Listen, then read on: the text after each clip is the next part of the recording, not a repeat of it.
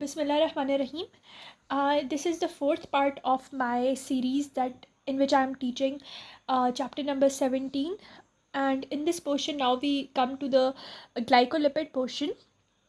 And glycolipid, the word is coming from two separate words. Glyco means actually coming from the carbohydrate, whereas lipid is coming from like the lipids. So it has a carbohydrate component as well as a lipid component. Like the phospholipids sphingomyelin, glycolipids are also derivatives of ceramides. So if you were with me till like if you were watching my video in the previous aspects as well, like you were following my playlist, you know what is a ceramide. So ceramide is this structure which has like two fatty acids which are attached to carbon number 2 and 3, and the carbon number 1 is having some sort of alcohol attached to it.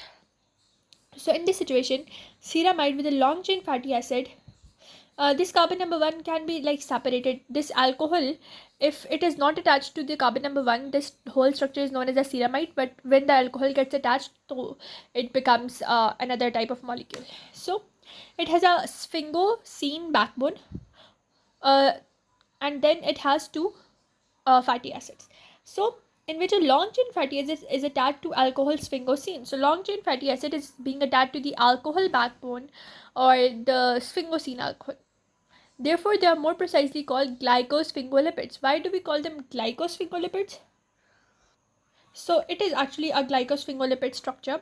So here we have the ceramide, and I told you what will be the ceramide. It has this backbone which is made up of the sphingosine, and it has two fatty acids attached to it. You can see this is a fatty acid. So there are two fatty acids attached to it, and on the other portion where the alcohol was supposed to be attached, now the product that is attached over here is any derivative of the glucose, any derivative of the carbohydrate. It can be glucose, it can be galactose. So we have the ceramide attached to either glucose or galactose, and if it is attached to glucose, so the structure will be known as glycosphingolipid. Glyco from this carbohydrate structure, sphingo from the backbone, and two lipids are attached to it, so lipid. So now they are telling you that the ceramides are precursors for both the phosphorylated as well as glycosylated sphingolipids. So what do we mean by that? Actually, if you can see in this portion of the video, is this portion of the paragraph, you can see this sphingosine chain, and it has this phosphate group over here, and this phosphate group is attaching it to the choline. So it is forming the ceramide, the whole thing, but there is another phosphate. So it is a phosphorylated ceramide, and then it becomes a whole compound, that is the sphingomyelin. So it's a phosphorylated sphingolipid. But in the case that we studied over here, that was the, it can have uh, it can have some glyco or carbohydrate derivative as well. This carbohydrate derivative can be galactose, glucose, etc. So they are telling you that the ceramide can attach to either a glucose derivative or it can be phosphorylated. So it can have a phosphorylated derivative or glycosylated sphingolipid. So they can have both the components. So ceramide is the main chain and we can build the products around it. Now they tell you like the phospholipids, glycosphingolipids are essential component of all the membranes. So along with the phospholipid, they actually made that structure which is known as this phospholipid membrane chain. It has like the hydrophilic and hydrophobic ends. Now these sphingolipids, they are also part of the membrane, and they are mainly found in the nerve tissues. That is why we study this whole chapter of the biochemistry in our central nervous system module. They are located in the outer leaflet of the plasma membrane. Mainly, the glycosphingolipids, they are located in the outer leaflet of the plasma membrane, like on the extracellular side.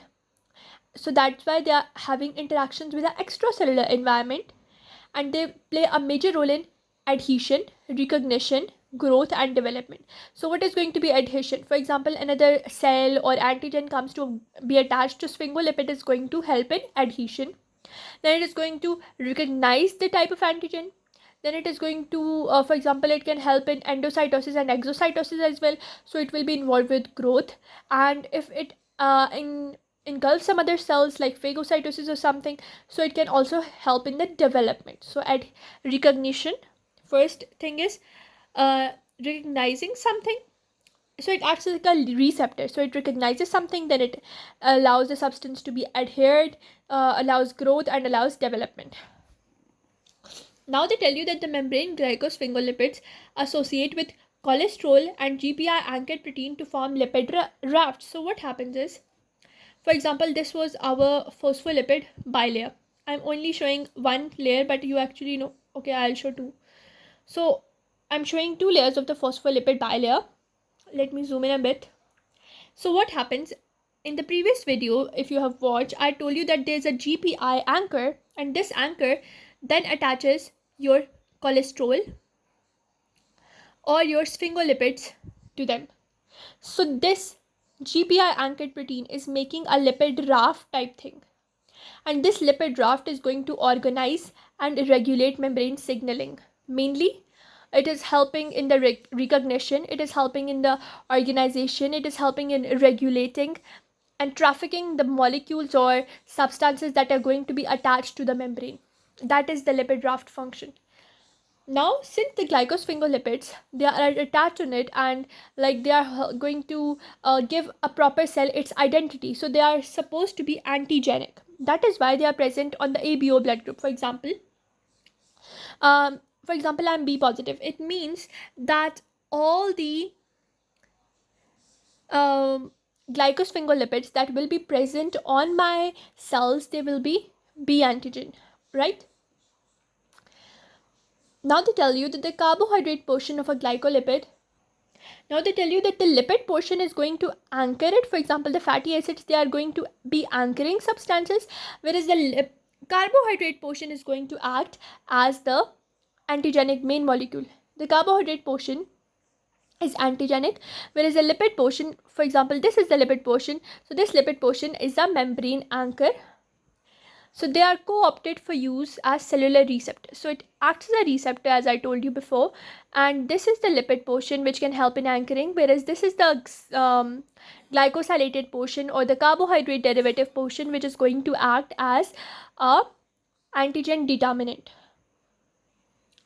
So sometimes there are genetic disorders that can be associated with inability to degrade the glycosphingolipids, and when a particular substance is not degraded, it means that it is going to be accumulated in our body, and that are known as lipid storage diseases or lysosomal storage diseases. Now we will move toward the next topic, which is the structure of the glycosphingolipids. Now if you come to this diagram, your whole structure thing is regulated and you can understand it very well. So firstly, you have this sphingosine. On this sphingosine, you have two fatty acids attached to it, so it becomes a ceramide. And on the ceramide, on the carbon number 1, you have a CO bond, and this CO bond is attaching your carbon to what? This whole glucose or carbohydrate derivative. It can be a glucose, it can be a galactose. So if I'll make it for your so you can understand the whole thing. So here I have 3 carbons. On the carbon number 2 and 3, as I told you, they will be these fatty acids. So these fatty acids, this whole structure becomes a ceramide. But now on the carbon number 1, there can be an oxygen which is going to help it attach to a carbohydrate derivative.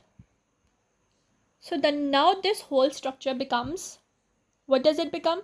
It becomes a glyco or galactosphingolipid. So it becomes that derivative of the carbohydrate thing. So it becomes a glycosphingolipid. And this OCH bond, it is known as a glycosidic bond or O-glycosidic bond. You can easily see these 3 carbon over here. These are actually main carbons. This 1 carbon, 2 carbon and 3 carbon. These are main chain carbons. And they are attached to these fatty acids. And these main chain carbons are actually having one important thing, that is that these main chain carbon are the part of the sphingosine backbone. Now they tell you that the glycosphingolipids, they differ from sphingomyelin because they do not contain any phosphate group. As I showed you before, just before, that this sphingomyelin has this phosphate group present over here. That phosphate group is attaching it to a certain alcohol. But when we come over to this site, we cannot find any phosphate group over here. So the glycosphingolipid structure is not having a phosphate group, and the polar head function is provided by the monosaccharide or the oligosaccharide. So this portion of the carbohydrate derivative, this monosaccharide or disaccharide or oligosaccharide, any type of saccharide that is present over here, it is going to act as a polar head, whereas the hydrophobic tail, as I told you, the tail which is going to help in anchoring this substance to the cell membrane, this hydrophobic tail will be the ceramide. Now they tell you that the ceramide and the mono or oligosaccharide, they are attached to each other by O-glycosidic bond. Now we have two types of glycosphingolipids. They are neutral glycosphingolipids, they are acidic glycosphingolipids. Let us have a look over there. First of all, we have the neutral glycosphingolipids, which are simplest neutral glycosphingolipids. They are cerebrosides. So for your understanding, I have made these paragraph, the whole thing, into a very concise type of chart, and each and everything is covered over here. So now firstly we'll move into this organization. First of all, you should know that glycosphingolipids are organized into neutral or acidic ones. When we come to the neutral ones, we come to these side, which are cerebrosides or globoside. When the ceramide is attached to a monosaccharide only, as we see over here, that the ceramide is attached to a monosaccharide only, in such a situation, it is called a cerebroside. The cerebroside can be a galactocerebroside. This particular cerebroside is a galactocerebroside. And it can be a glucocerebroside. If you have glucose over here, so it will become a glucocerebroside. Now what one should know the functions or location as well. So this galactocerebroside is found in myelin sheath, whereas the glucocerebroside is an intermediate in the synthesis and degradation of the glycosphingolipids. So this whole thing related to the neutral glycosphingolipids I have covered over here. Now I will talk to you about the globoside. In the glycosphingolipids, in the neutral portion of the glycosphingolipids or neutral type of the glycosphingolipids, we have cerebroside and globoside. So in globoside, what is the difference between the two is the ceramide is attached to an oligosaccharide. It can have many saccharide molecules attached to it instead of a single saccharide molecule that is present in monosaccharide, which is present in actually cerebroside. The globoside has a ceramide which is attached to an oligosaccharide. So ceramide, which is attached to this oligosaccharide, which is having a glucose and galactose portion, both are attached to this ceramide.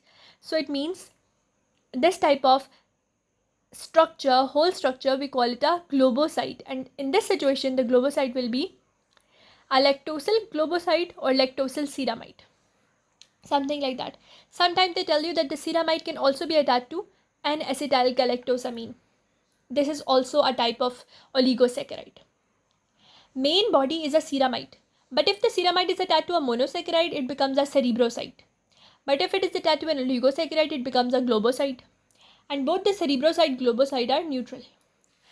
But when we come to other side, which is acidic, it means it is having a negative charge, and this negative charge is actually provided by this compound, which is a NaNA. NaNA is a sialic acid, and NaNA is an acetyl neuraminic acid, and it comes from sialic acid. Now what they tell you is that this acidic compound can have many portions of NaNA. It can have many derivatives of the NaNA.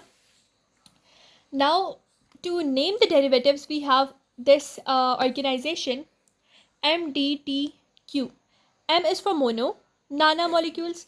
D is for di, it means 2 NaNA molecules. T is for tri, 3 NaNA molecules.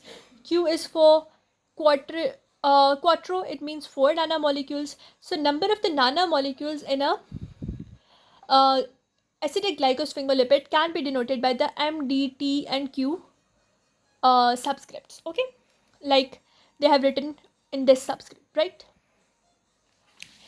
Now we come to this side again, and we talk about the acidic glycosphingolipids, which can further be divided into gangliosides and sulfatides. Now, what is a ganglioside? Ganglioside is present in actually ganglion cells, which are present in the nerve endings. So it has a ceramide, a NANA group, and oligosaccharide. So if you make it over here, so the ceramide is over here. It is attached to oligosaccharide over here. Also, it is attached to NANA group over here. So ceramide plus NANA plus an oligosaccharide makes a ganglioside, which is present in the ganglionated cells. In the sulfatides, what is going to be the difference? The main chain is going to be the same. Ceramide, NANA. No, ceramide and NANA is not going to be present in the sulfatides. Sulfatides, the negative charge of the sulfatides making them acidic is this structure. So ceramide having a galactose being attached to it and sulfate group being attached to it makes it a sulfatide. So you can make these structures when you are provided to write the differences, that ceramide attached to NANA and oligosaccharide makes it a ganglioside, which is an acidic glycosphingolipid.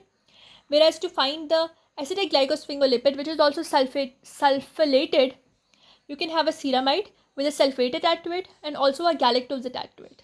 So it becomes a sulfated galactocerebroside. Why is a galactocerebroside? Because cerebroside is some molecule with a ceramide and a monosaccharide. So you can see ceramide and a monosaccharide is actually this whole structure is actually a cerebroside.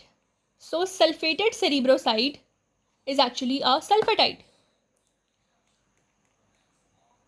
And they can be found in brain and kidneys. So for the structures of the glycosphingolipid, the neutral, the acidic ones, the neutral can be further divided into cerebroside, globoside, ceramide with a monosaccharide, ceramide with a oligosaccharide. Acidic can be gangliosides, which are having ceramide, NANA, and oligosaccharide, and sulfatides, which are having ceramide, monosaccharide, and sulfur.